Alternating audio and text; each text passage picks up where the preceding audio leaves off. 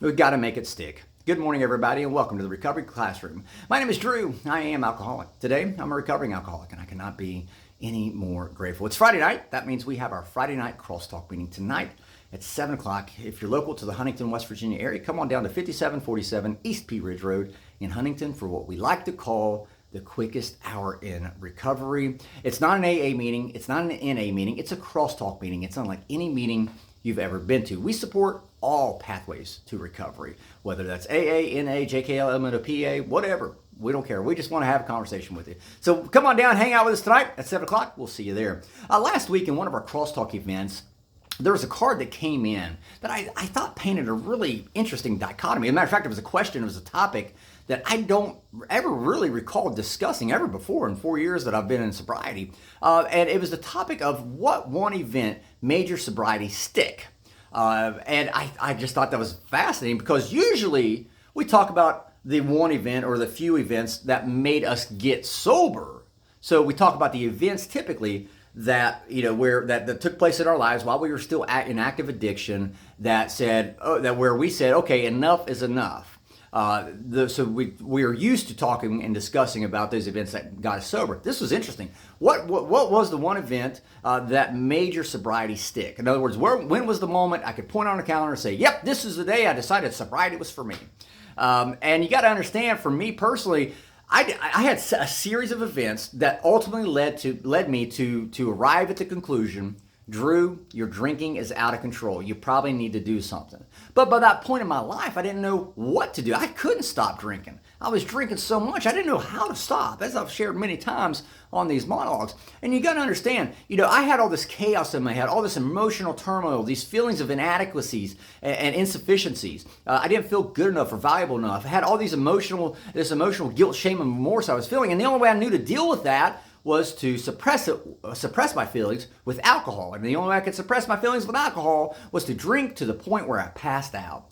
Coming into the rooms, of course, I remember thinking, okay, I had all this series of events that took place that made me say, okay, I need to wake up. I need to start looking at figuring out how to get sober. I didn't know how that was going to happen. I really embraced the 24 hours at a time idea and concept that worked for me just for today. That's all what I still focus on even today.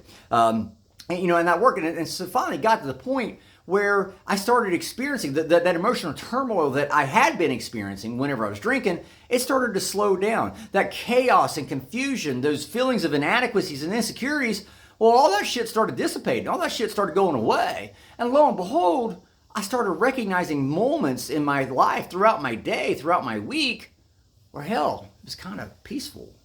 It was serene, right? And isn't that what we were after anyway? Weren't we after that serenity whenever we were drinking? You can't get drunk and expect to have serenity. It just doesn't work that way. Matter of fact, as I've shared, there wasn't one specific event, but there was a period of time that I started realizing, because the booze was gone, I started realizing, oh my God, it's peaceful. This is a serene moment. Don't get me wrong. Make no bones, make no mistakes about it. My life is not always serene and peaceful and perfect. I have the same problems that everybody else has in my life, but there are moments throughout my day or throughout my week, sometimes throughout my month, that I might experience a few minutes of serenity and peace. And because I am sober, I'm able to enjoy those moments.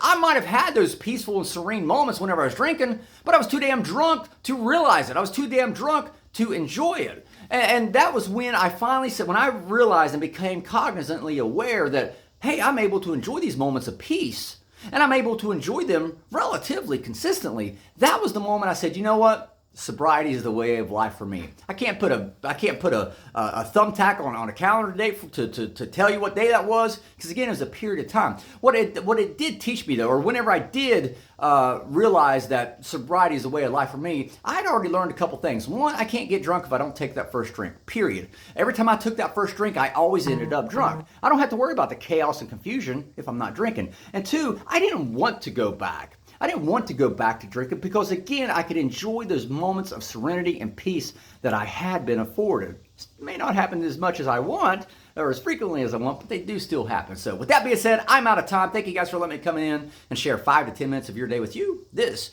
You guys absolutely keep me sober, and I could not be any more grateful. We'll be talking again soon, guys. Remember, you can't get drunk if you don't take that first drink.